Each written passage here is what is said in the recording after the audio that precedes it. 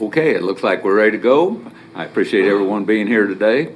We've got a full audience. The discussion today is going to be a compensation study that McGrath Human Resources group conducted for us in conjunction with our human resources, and the compensation study deals with fire, EMS, and our district attorney. So I'll turn it over to HR, and they can let us know what we found out.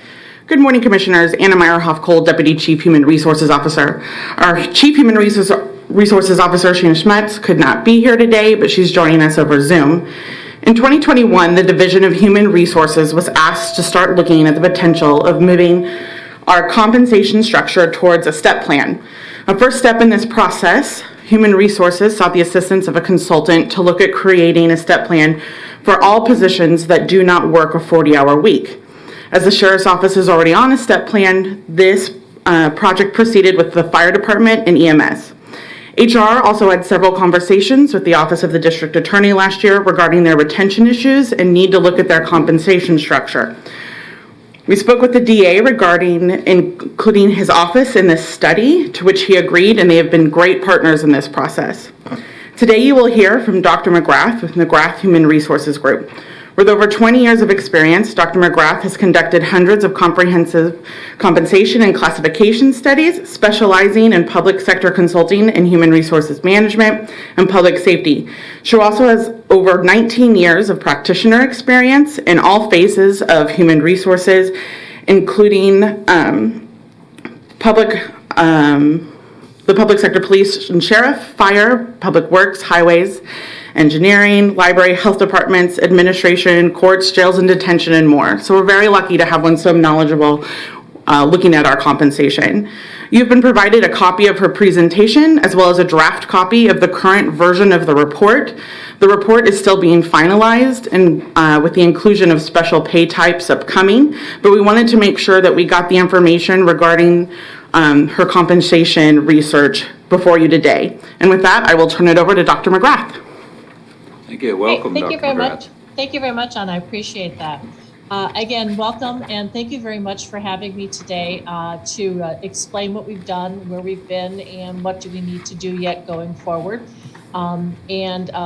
It's kind of hard to see you folks, so I'm assuming that we'll hold questions to the end, but if anybody does have something burning while I am doing the presentation, just kind of raise your hand or grab my attention, and I will definitely stop and answer those questions to you. As Anna has indicated, our firm was established in the year 2000. So as of May 1st of this year, we're now in our 22nd year of business. Currently, we have a little bit over 450 clients in 42 states. We have done a lot of work in your area and continue to have clients in your area. As Anna also suggested, there's two sides to the business. McGrath Consulting Group, Inc. is the parent company, and that does public safety consulting. So we do police, fire, EMS, and dispatch.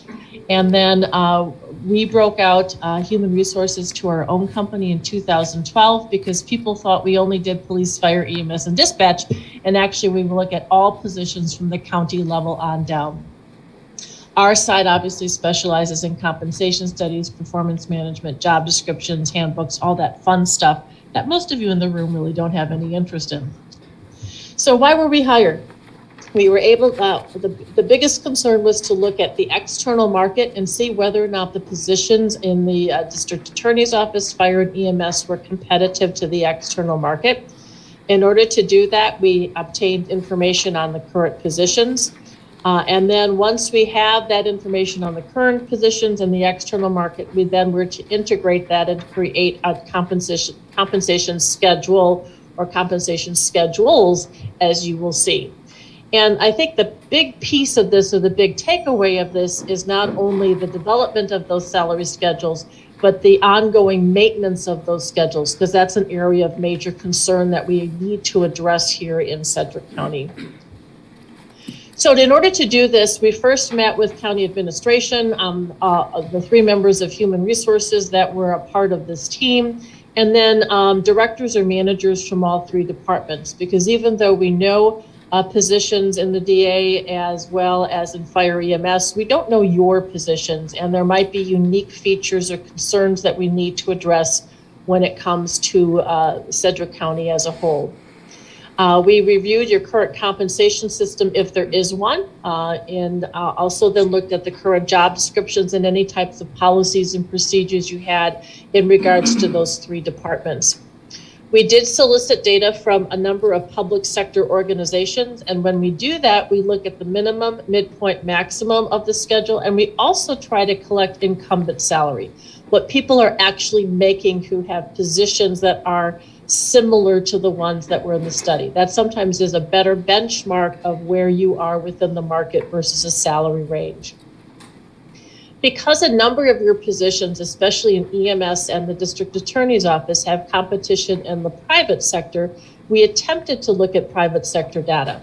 But as you know, private sector data is private and it's very difficult to get. So we did do some work on all of the recruitment sites, looking at for EMTs, paramedics, attorneys, et cetera, to try to give an idea if someone were to go to the private sector route, what that would entail.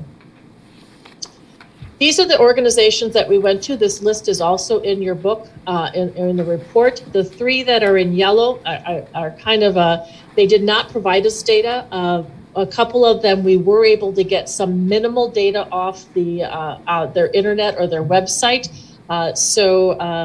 At first I had them checked because we did get minimal data, like Douglas County, for example. We were able to get some fire and EMS data off the website, but they did not participate or respond to the survey in any way, shape, or form.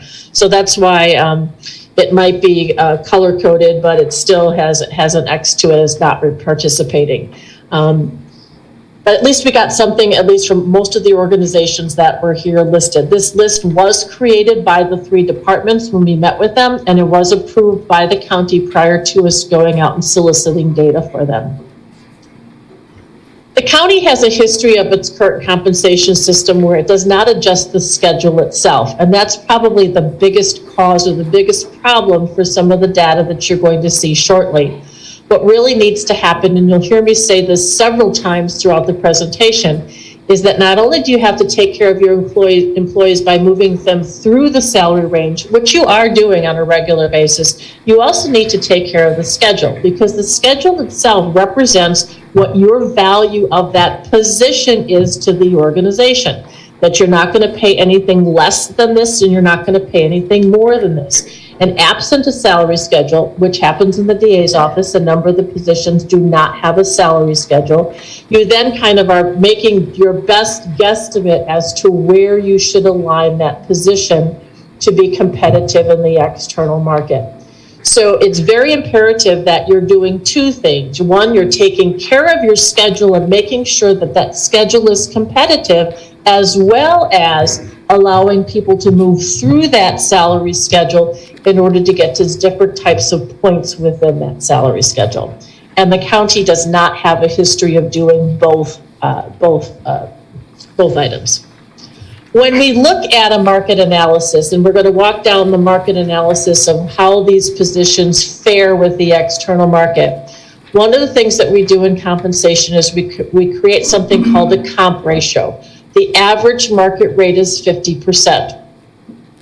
Now, with that 50%, we're always going to get an employee who says this, well, average market rate is $25,000, but by being paid $24,782, and see, I'm short of market. And that's why when we look at compensation theory, we look at putting a range around that market, and it has been, up until recently, 10%. If you're within 40 to 60% comp ratio, you are being paid appropriately, or that salary range is appropriate.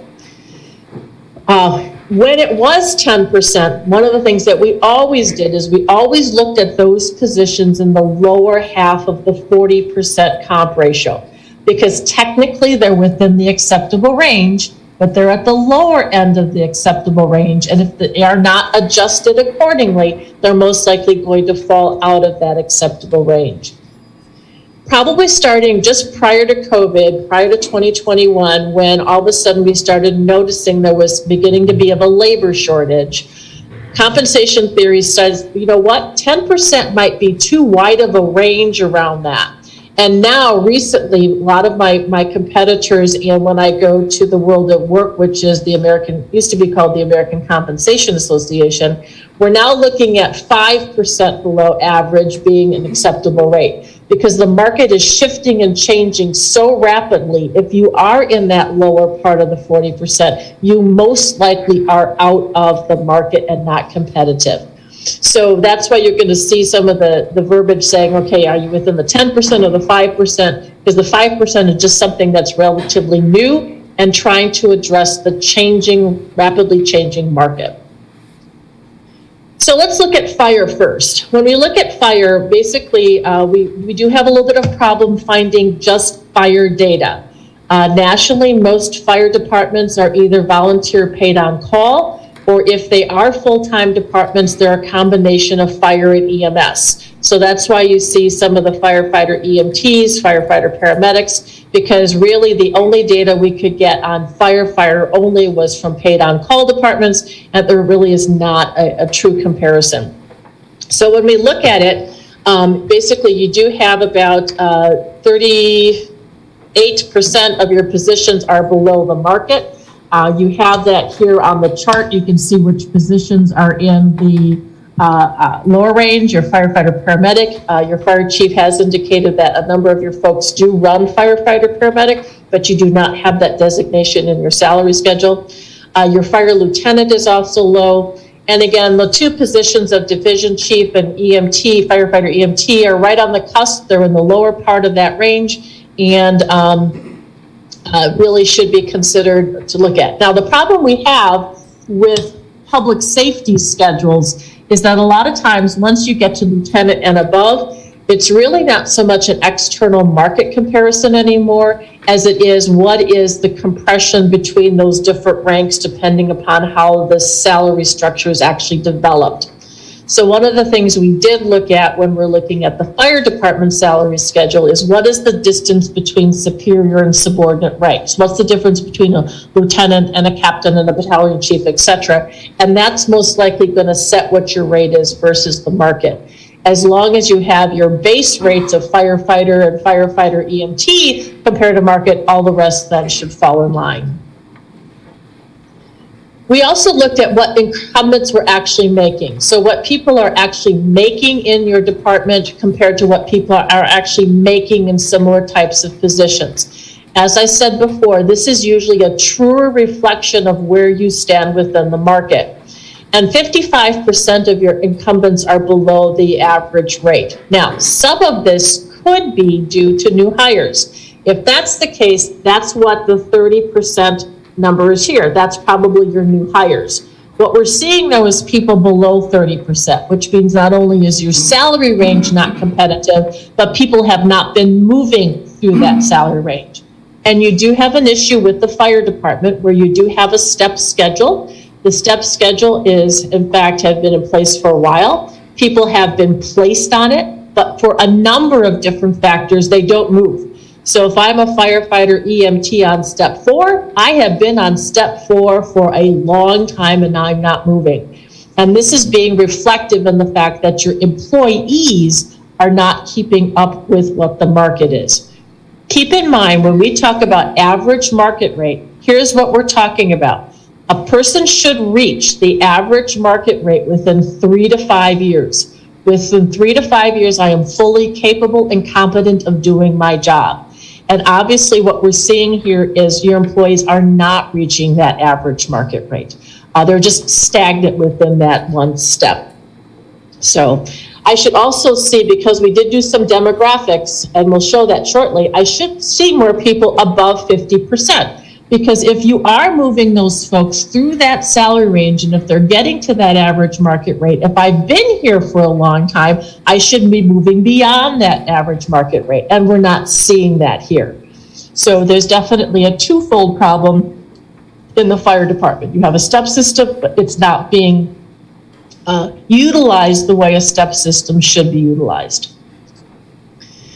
When we come to the EMS department, we did able to find some EMTs. You're let's put it this way, you're within the acceptable range if we look at the 10%, But if you look at the 5%, that your EMT starting salaries are not competitive. And considering today's market, where it's getting more difficult to find folks who are going into this profession, this really does exacerbate the need to really look at those salaries. The county, if you're a brand new county EMT, my starting rate is $13.96. The average market rate today is telling me that you should be starting those folks around $15.49. If I go out to the recruitment sites and I look at the private ambulance services, they're going anywhere from $17.47 to $25.39.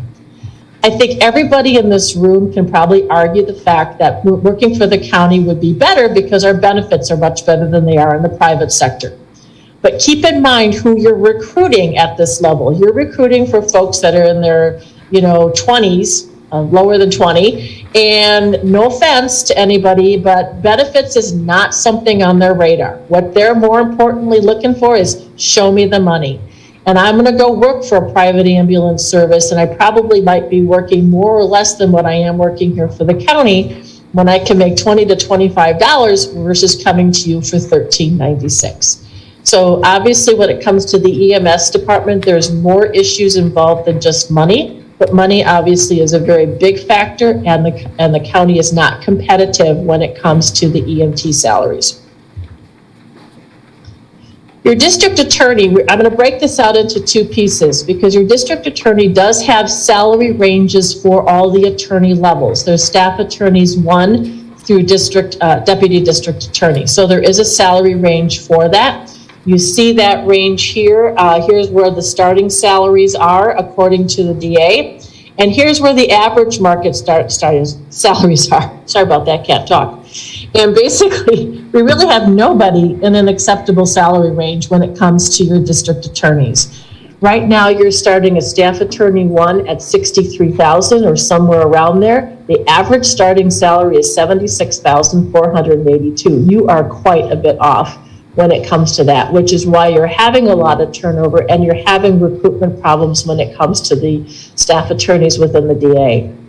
The other thing too is I did look at some recruitment sites. Obviously, you're not going to have some of the big name private law firms advertising on a recruitment site, but you are having them apply for some of the smaller types of law offices in your area.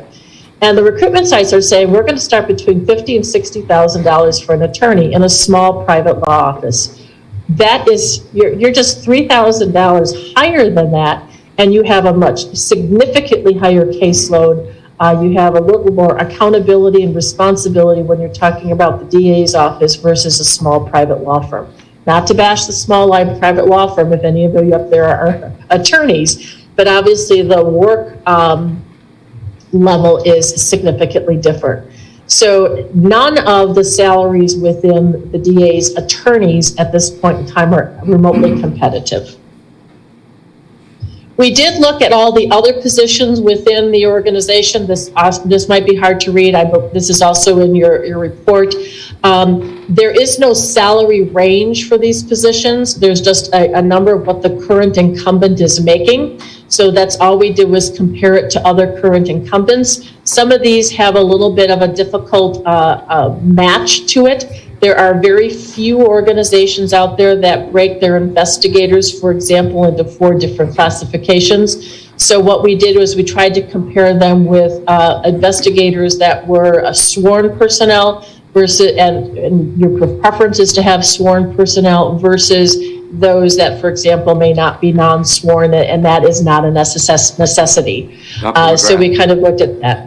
So overall, these positions need some work, but overall, they're not. Yes. Let me interrupt you for just a minute. The slides that they gave us are unreadable in anything that's got red.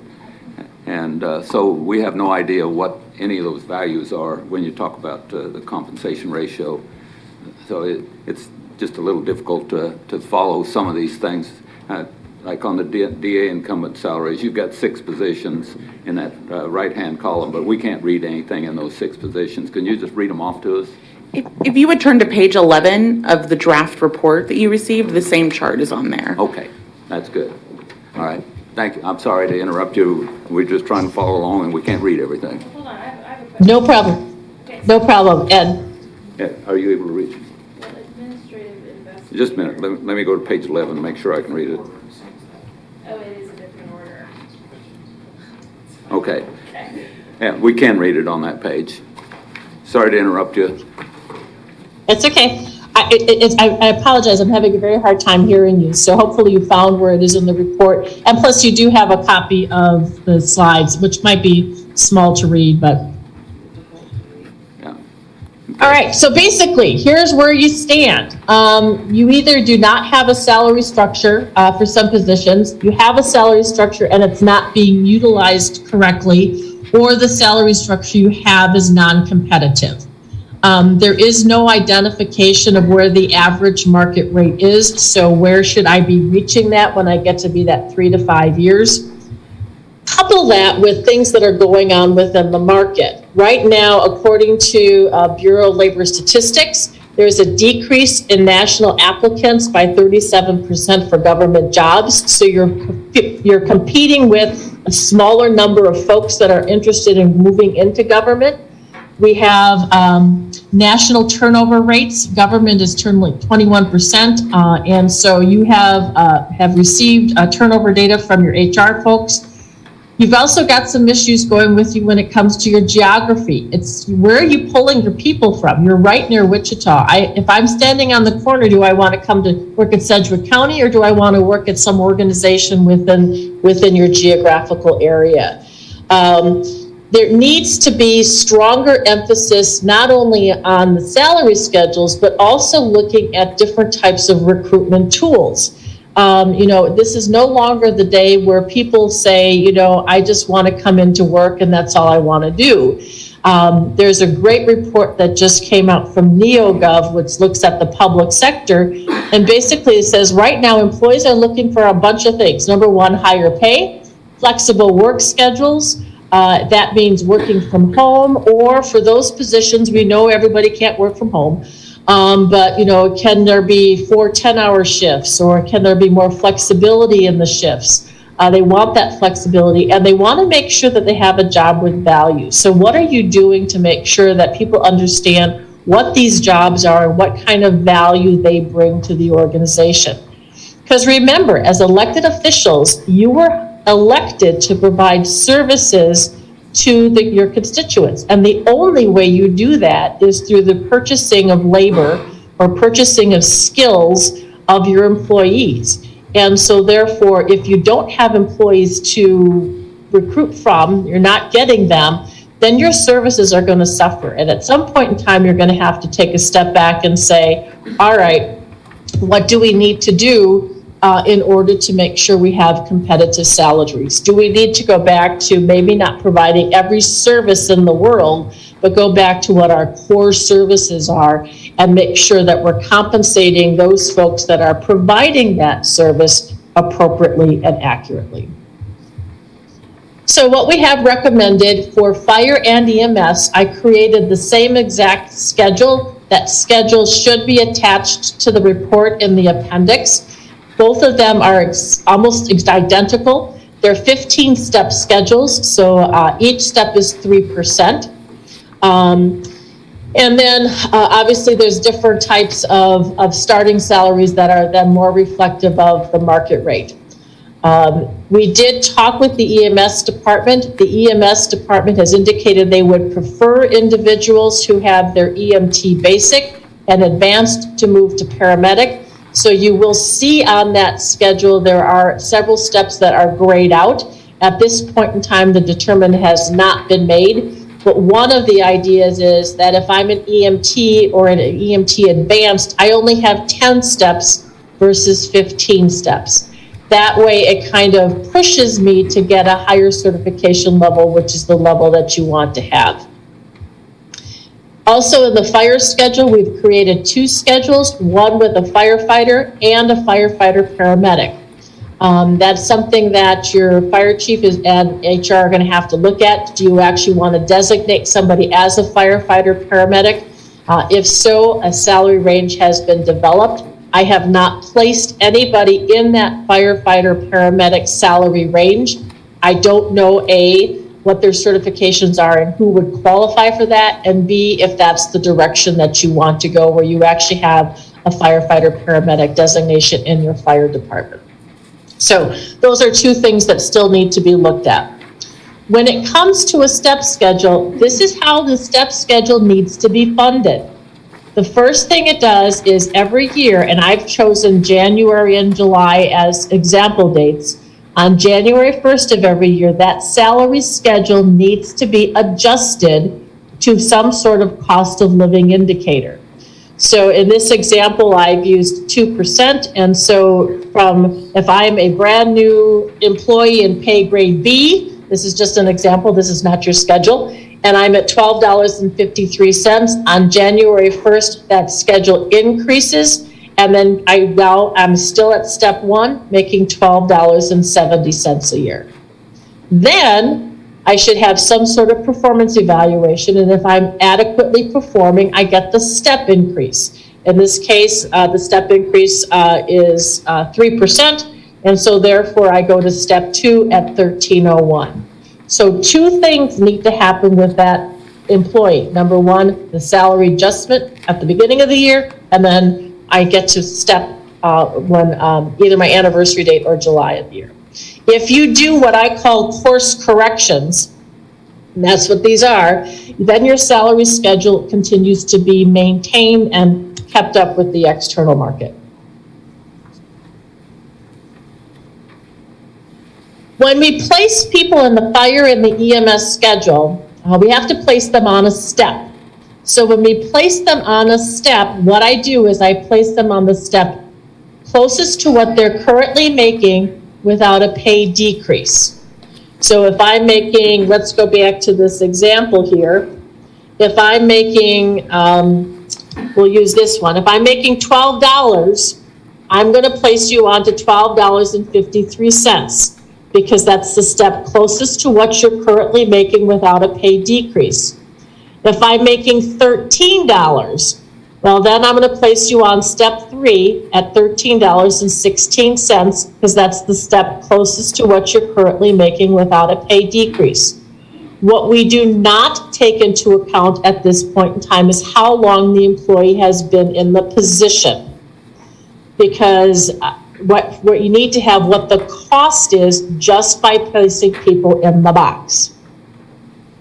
So we have done that, and the county has how much that's going to cost. But what that does, it causes in-range compression. You might have, for example, when I look at the EMS schedule, regardless of how long I've been here, almost everybody's being placed on step one. So I could be here 3 years, 5 years, and I'm on the same step as a brand new EMT. So one of the things that the county needs to look at is some way to move those longer tenured employees into the salary range.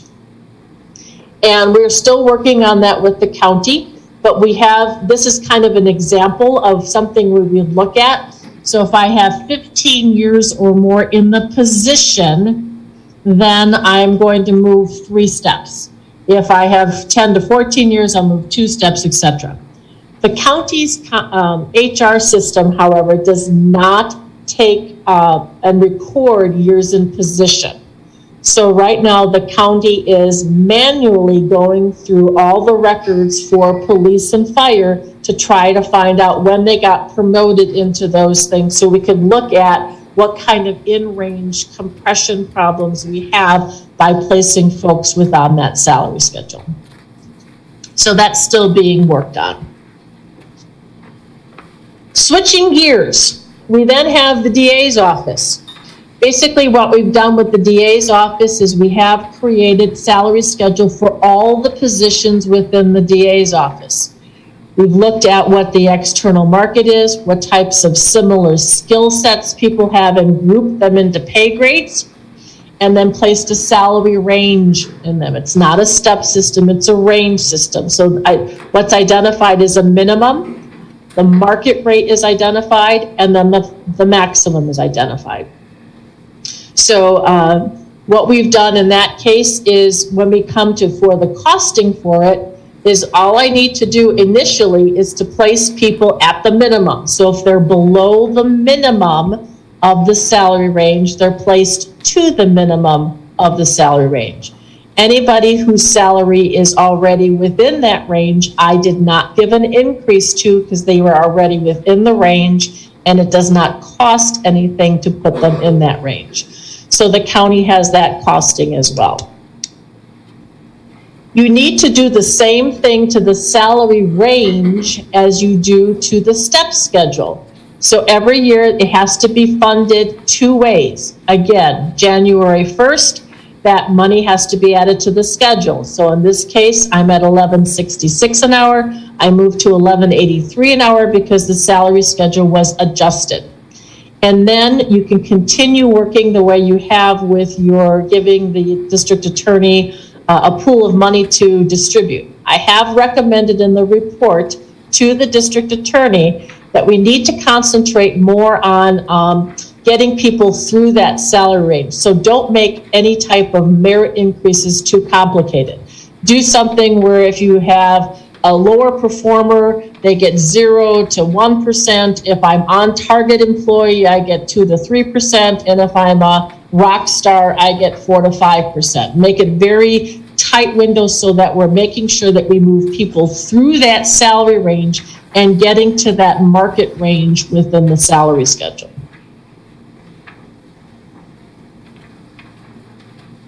So,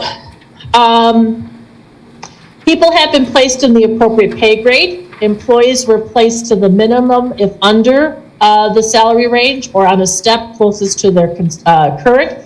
Two things that have to still be considered yet is for the step systems, moving them further within that range based upon their tenure within the position. And then obviously, as I indicated, I did not give any pay increases to those individuals who already were within the salary range for the DA. And then there needs to be determination if there's any funding available to give those folks any type of increase. So I'm going to leave you with this parting thought, and then I will answer any questions, although I might ask Anna to help me understand what the questions are, is you need to make a commitment. If we're going to do the step schedules, we need to make a commitment that we're going to adjust the salary schedule, and then we're going to give people the step system. I think it would be doing your employees a disservice to show them another step schedule and say, here are all the steps, but you can never get there because we're going to keep you on one step. So I think that decision needs to be made before employees actually see the recommended step schedule. If we cannot fund it, then maybe we need to look at showing them just a salary range. But you need to, if you're going to do any of these, a commitment to increase the schedule, make sure employees get the increase that they need annually to move through the salary schedule, and then a periodic review every 3 to 5 years of that schedule to make sure that it continues to be market competitive. So on that note, I'm going to stop talking, and I'm going to stop sharing my screen, and I will entertain any questions that you have, if you're still awake. Well, first of all, Dr. McGrath, thank you very much for the study. I appreciate it very much. I'm used to steps and tracks through my military career, and then when I became a teacher, we worked steps and tracks there, although USD 259 never quite understood cost of living raises, so I don't think they ever kept up with what steps and tracks meant. But I think that we're on the right track. I hope so. Once we're finished with the questions from the commissions, I'm going to see if the DA has any questions and the fire department and EMS has any questions also. So I'll give them an opportunity to ask questions too. So first of all, Commissioner Cruz. Thank you, Chairman. Ms. McGrath, you said in your presentation that the STEP program was not being utilized the way it's intended. Can anybody explain why it hasn't been utilized in the way it's intended? I'm not sure I quite understood the question, but yes, my understanding is that if I understood your question, the fire department has a step schedule, but people are placed on the step and they haven't moved from that. And I think there's some various reasons of why that has happened, but I think we've come to a point where we now need to either use the schedule as it's intended or to give a salary range. And Sheena or Anna, if you heard that better than I did and I didn't answer it correctly, please step in. Yeah, I would just add, excuse me, that was a previous scale, so they have just been frozen on those steps and they've been given raises, but we haven't adjusted any part of their schedule yet. So that is just an old system that is in place. Okay, thank you. Sheena, one question, and the manager. We're looking at this for the 2023 budget, correct? At minimum, the 2023 budget. I think Sheena has visions of implementing in 2022 using some of the contingency monies. But Sheena, you want to chime in? Absolutely. So we are working on two costs that we are going to evaluate for early implementation. The first one is, what is it going to cost to get everyone to the plan? And then what is it going to cost to get everyone properly placed on the plan? So we will have those two costs that we will present to you so you can see both of them and what that cost of early implementation would be. But yes, at bare minimum, this would be for 2023, but we have hopes that we can do it earlier. Okay, good. And you actually answered my second question I was going to follow up with, is what can we do in 2022? So when are you going to present some kind of an idea of what we can do in 2022? Yes, and we can't present anything until we have those numbers back. As Dr. McGrath stated, our system doesn't have the capacity to show how much time a person has had in a position. So we have some of our staff members manually going through these departments to determine where they've been at, how many years they've been in position. And once we know that, then we'll bring that back to Dr. McGrath and properly place people. Okay, so you're actually looking at trying to go into steps and tracks in 2022, or are we just looking at some kind of like 6-8% raise across the board in 2022? We would like to do, hopes, an early implementation of steps in 2022. Okay, very good. I don't see any other questions from commissioners at this time, so I'd like to go to our district attorney first of all. Mark Bennett is in the office, so do you want to come up to the podium where they can hear you on the microphone, please?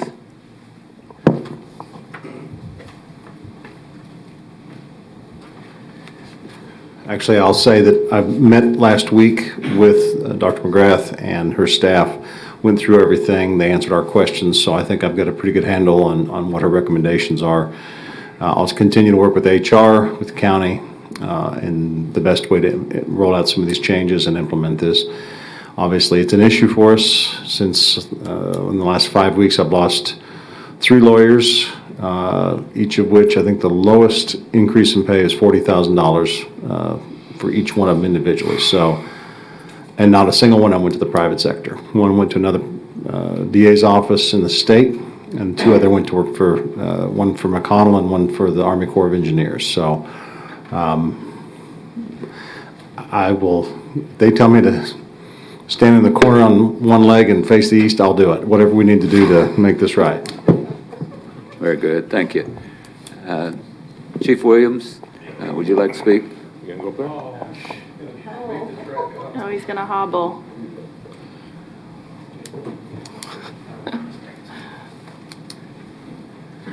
Hello, Commissioners. Chief Williams. Hello. We had an opportunity to review this for about 20 or 30 minutes with Dr. McGrath on Friday. And so, you know, we obviously like the step system, and we like our people, our firefighters and lieutenants and captains to be in that step system and to move forward on a regular basis. One of the things that is still, like you say, we're still figuring, Sheena mentioned, is where we place some of the people into that system, because we have a discussion I had the other day with a firefighter is he's a 9-year firefighter, and if Wichita gets a new contract next year and their base pay goes up, that he may be a 9-year person on our department may be making less than Wichita's starting pay. And that very is concerning to us. So the placement piece to us is very important, and we're still working. I mean, HR is still working on that. So we're going to work with them, and if they need help with time and grade, we track that in our software system of when everybody's promoted, so we can probably provide some of that information also. Good. Do you have any questions for Dr. McGrath on what? No, I she's think she presented? got most of our questions the other day. Okay. I'm still trying to understand the 40-50% thing, but I'll work on that when I get back to office. Well, thank you. I don't see any questions for you. Thank you. And Kevin Lannerman? I really don't have any questions. I appreciate looking at this, and I think it's identified, obviously, shortcomings in our salary, and hopefully this will help with our recruitment and retention of our EMTs and AMTs and paramedics. I know we had talked previously about this, about the night and weekend differential, and where that was going to be looked at, if that's still a possibility to be looked at. And also with our extra duty pay, or I think they call it management bonus pay for our salary people that are picking up extra actually on duty shifts. So those are some things I'd like to continue looking at as we move forward also for EMS. Very good. Well, we value all of our employees, and we want to make sure that they understand that. The other day, I got a request from the Wichita Beacon, and they said, what are your top 3 priorities for the 2023 budget? And you got 150 words to answer that. I actually answered it in 3 words: compensation, compensation, compensation. Were my top 3 priorities. So that I think we're on the right track. I appreciate that, but I want to make sure that all of our employees, I have laying on my desk right now, I haven't had a chance to sign it, but each of the commissioners always sign a piece of paper thanking anyone that's leaving our organization. And I've got 4 of them laying on my desk right now that have over 140 years experience that we're losing just on 4 employees. And I don't know that they do have a lot of time working here, so it's probably time to retire, but we can't lose that expertise. And as Dr. McGrath said, that our job is to provide services to the community.